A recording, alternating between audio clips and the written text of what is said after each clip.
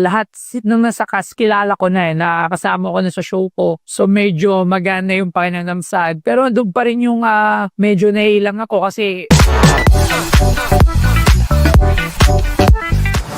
na-excite ako. Kasi syempre, andyan si Senbong as yung kasama natin sa very, I'm very grateful na naisip nila ako at consider nila ako na maging part ng season 3. Ayan. I'm portraying myself as Boss Toyo. Merong shop. Tapos, yun, bumibili na kung ano-ano.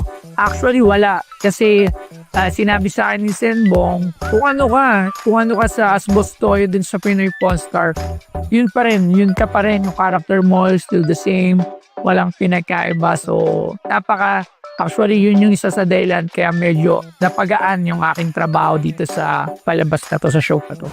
Nag-enjoy ako sobra. It's my first time na mag-taping.